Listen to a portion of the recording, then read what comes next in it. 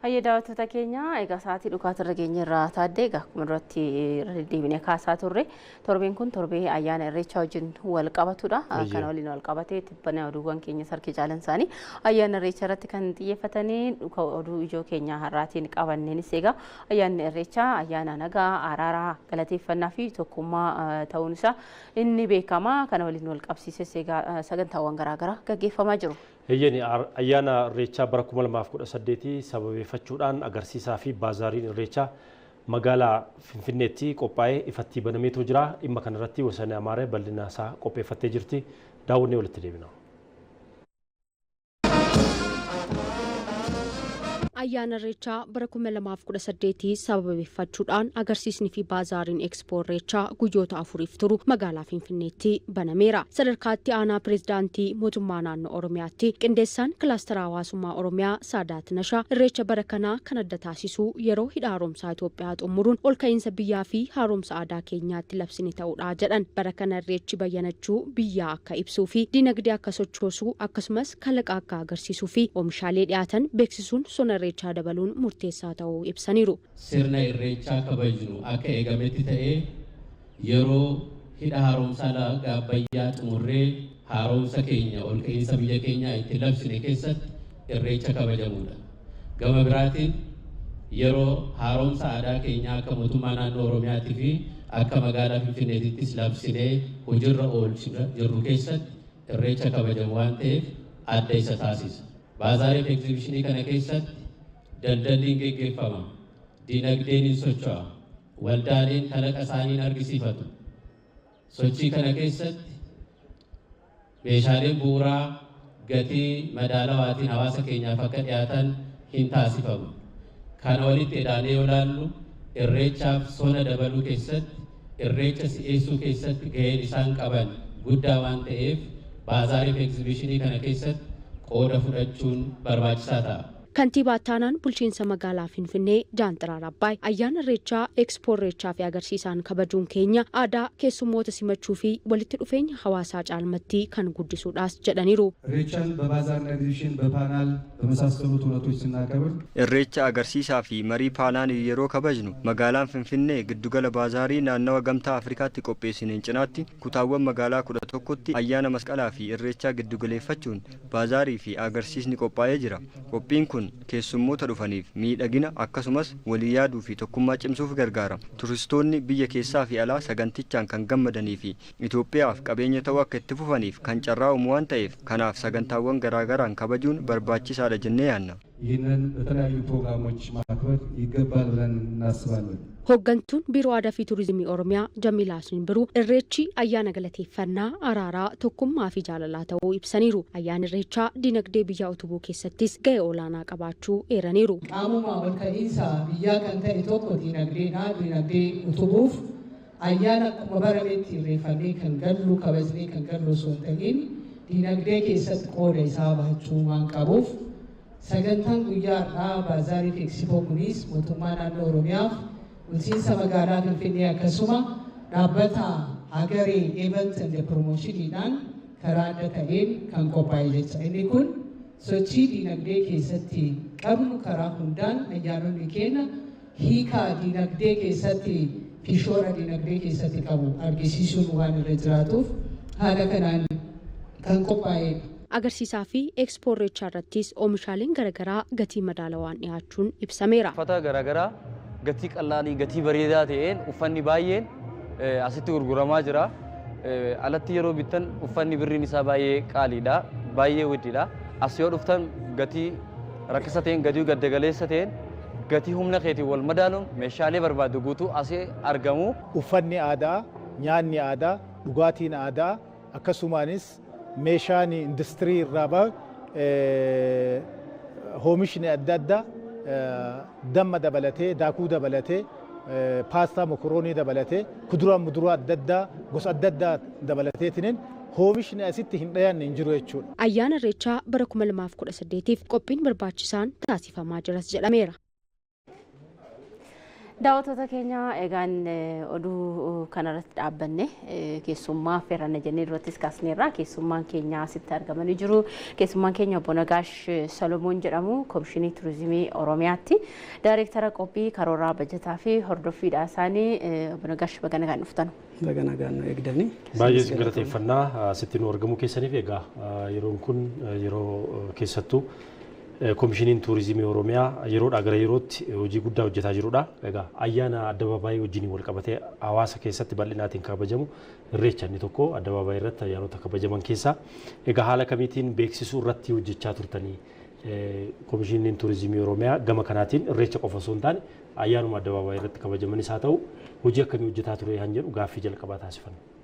Ayyee galatooma hunda dura ummata Oromoo biyya keessaa biyya alaa jiru akkasumas ummata Itoophiyaa baga bara 2018 ayyaana irreechaatiin isin ga'ee jechuun barbaada. Akkuma kaasuuf yaaltan komishiniin keenya hundeeffama isaarraa kaasee hojiiwwan gurguddoo qabeenya turizimii naannoo keenyaa beeksisuu qooda fudhattoota wajjin misoomsuu akkasumas immoo dhaabbilee tajaajila turizimii irree tajaajila isaanii akka fooyyessan gochuu fi tajaajilli turizimii teekinooloojiidhaan akka deeggaramu gochuuf hojiiwwan tarsiimoo gurguddaadha kan inni hojjechaa ture. Akkuma beekamu naannoon keenya qabeenya turizimii bal'aa akkasumas kan uumamaas haa ta'u kan namtolchee kan qabdu haa ta'uyyuu malee waggoottan darban keessatti otoo komishiniin kun hin hundeeffamiin agarraa barbaadamu keessattuu beeksisuu irratti hojiin bal'aan hojjetamaa kan hin turre ta'uu isaati. Xiyyeeffannoo mootummaan naannoo akkasumas immoo mootummaan federaalaa seektara turizimiitiif kennirraa ka'uudhaan komishiniin turizimii hundaa'ee jechuudha. Sanarratti kaayyoon inni jalqabaa qabeenya maal qabna kan jedhu qorannoodhaan adda baasuudha. Isa immoo tooftaalee garaagaraa fayyadamuudhaan beeksisuu irratti hojjetamaa turee jira jechuudha. So haala kanaan naannoon keenya yeroo ammaa kanatti qabeenya turizimii bal'aa qabdu kana naannoo badhaatuu ta'uu ishii keessattuu miidiyaalee garaagaraa fayyadamuudhaan tarsiimoo beeksisa garaagaraa fayyadamuudhaan yoo xiqqaatama sooshaal miidiyaan nuti hin fayyadamne hin jiru jechuudha.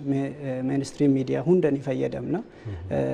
Taateewwan garaagaraa biyya keessaaf biyya alaallee fayyadamuudhaan qabeenyi naannoo keenya akka inni beekamu sadarkaa idil addunyaatti illee beekamtii akka inni argatu turistoota biyya alaa fi biyya keessaa akka inni hawwachuu danda'u irratti hojii babal'aa hojjechaa turree jirra jechuudha. Kanaanis milkaa'inni gurguddaa argamee jira. Ilaalchi naannoo keenyaa akka fooyya'u ta'ee jira. Inumaayyuu sadarkaa biyyaatti hojii komishiniin keenya hojjetu fakkeenyummaa gaarii horachuudhaan keessattuu biraand maarkeetiin kan nuti ittiin goonu keessaa tokko viizit Oromiyaa jennee Oromiyaa daawwadhaa kan jedhu kana naannoleen biraallee dhufanii akka nurraa baratan taasifame. Naannoon hunduu yeroo ammaa kanatti viizit Tigraay, viizit Amaaraa, viizit Kambaataa wanta akkasii ka jedhu nurraa muuxannoo fudhatanii akkamitti milkooftan kan jedhullee nurraa fudhatanii kan irratti hojjetamaa jiru jechuudha.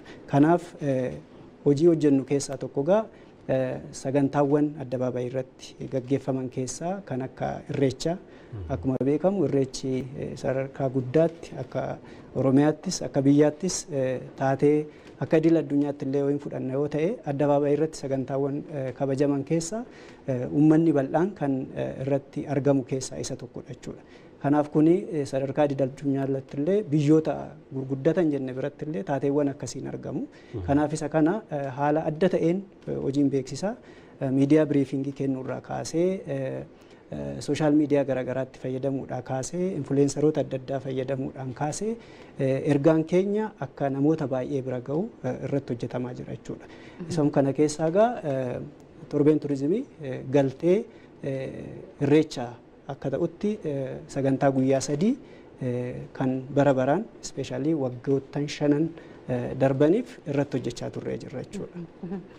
Egaan irreechi sadarkaa addunyaatti amma beekamtii guddaa argateera akkuma isiniyyuu kaastanii isa sana sadarkaa addunyaatti beeksisuu dabalatee turistoonni akka dhufan gochuu dabalatee hojii piroomoshiniitti hojjechaa kan jirta waan ta'eef maal hojjettan sadarkaa addunyaatti kan jedhu nu kaastu amma immoo keessaa tibban addatti akka waajjira keessanitti maaltu hojjetamaa jira kan jedhu nu biraan ga'a. Egaa akka idil addunyaatti akka inni beekamuuf gahee komishinii qofa odoo hin ta'in qooda fudhattoota adda addaatti keessatti hirmaata.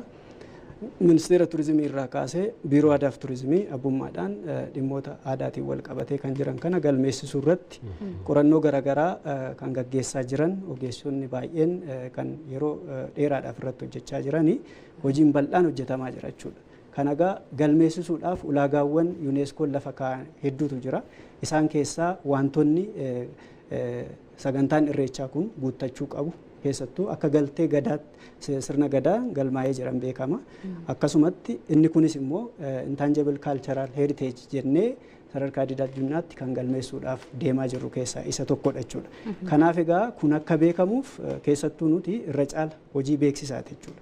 Kana gochuufis immoo namoonni biyya alaa jiran ispeeshaalii diyaaspooraan dhalattoonni biyyoota garaagaraa jiran kuni sagantaa irreechaa kana dhufanii akka isaan asitti hirmaatan gochuudhaaf tooftaa garaagaraa hojjechaa jirra jechuudha. Kana keessaa fakkeenyaaf dhaabbilee garaagaraa wajjin walii galtee walii mallatteessuudhaan dhaabbata daandii qilleensa Itoophiyaa fakkeenyaaf namoonni sun kaka'anii akka gara keenya dhufaniif illee diskaawuntii yookiin gatii akka isaan gadi buusaniif gara parsantii 30 gatii tikkeettaarraa akka gadi bu'uuf gochaa turre jechuudha. Hoteelonnis diskaawuntii godhanillee diyaaspoorota akka isaan simatan gochaa turre jechuudha. Kun sadarkaa idil addunyaatti. Inni kun egaa maalinni keessattuu namoonni biyya alaa jiran kun waa'ee irreechaa biyya alaa taa'anii yeroo kabajanii fi biyya isaaniitti dhufanii uummata isaanii wajjin yeroo kabajan miira garaagaraati kan inni uumu. Keessattuu barreen gaddaas haa ta'uuti dhalattoonni biyyoota alaa jiraatan kun dhufanii haala adda ta'een wajjin kabajaa turan jechuudha. Ispeeshaalii dhalattoota biyya kanaa qofa odoo hin ta'in Neepaal irraa illee finnee jirra jechuudha. Neepaal irraa dhufanii sagantaa irreechaa kana torbee turizimiin wajjin kabajanii haala adda ta'een haala ho'aa ta'een akka inni beekamu illee taasifamee jira jechuudha. Kanaaf hojiiwwan akkasiitu hojjechaa jira. Baay'ee galatoomaa obbo Nagaash. Egaa haala mijataa uumamuu qaba irreechaa fi beeksisuudhaafis haa ta'u haalota mijatoo isin uumtan maal faati akkasumas immoo egaa onlaayiniidhaanis haa ta'uuti irreecha kanaaf daran turizimiidhaaf babal'isuudhaaf ammas haala mijataa uumuun baay'ee murteessaadha jechuudha. Bara kana keessattuu addatti haalli mijataan uumame maalinni turistootaafis haa ta'u biiroo aadaa fi turizimii wajjiniinis haa ta'uuti bara kana waan haaraan mijateera jedhamu hawwattummaan turizimii akka dabaluuf waan nu kaastan. Egaa bara baraan jijjiiramoonni ni jiru. Akkuma beektan mootummaan naannoo keenyaas haa ta'u mootummaan federaalaa magaalonni keenya akka miidhagoo ta'an akka hawwatoo ta'an daawwattootaafis haa ta'u keessummoota biyyoota alaatii dhufanii akka sirriitti hawwachuu danda'aniif magaalaa miidhagsuun hojiiwwan akkasii kun sadarkaa mootummaatti irratti hojjetamaa turee jira. Kunis miidiyaan garaagaraa yeroo adda addaatti agarsiisaa turee jira jechuudha. Kuni akka turizimiitti tokko galtee guddaadha jechuudha. Maaliif ilaalcha naannoo sanaa ilaalcha biyya sanaa kan ittiin gabbisnu keessaa tokko infraastiraakcharii deeveloopi gochuudha. Isaan kana keessaa egaa magaalonni keenya yeroo ammaa kanatti sochiin keessattuu naannoo Finfinnee naannoo Bishooftuu jiru sun haala irreechaaf mijataa ta'u godhamaa jira. Keessattuu naannoo malkaa as Finfinnees haa ta'uuti hora Harsadees haa ta'uuti naannoo sanatti haala adda ta'e mootummaan kan irratti hojjechaa jiru ta'uu isaati.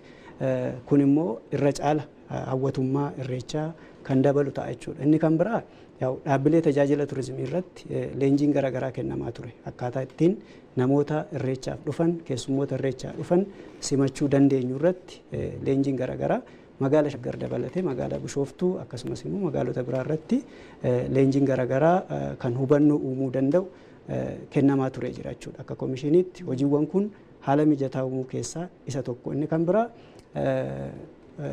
namoota sagantaa kana irratti hirmaatan illee geejjibsiisuu Finfinnee irraa gara Bishooftuutti akka isaan deemaniif haalonni adda addaa qaama dhimmi ilaallatu wajjiniin irratti hojjechaa kan jiru ta'uu isaati jechuudha. Keessaayyuu obbo Nagaash egaa tibbi kun yeroo guyyaan turizimii illee bal'inaan kabajamaati kan ture akka biyya keenyaattis darbee sammuu ayyaanonni gurguddoon turan yeroo ayyaanonni addabaabaayii carraa kanatti fayyadamtaniitu sin keessaa'u.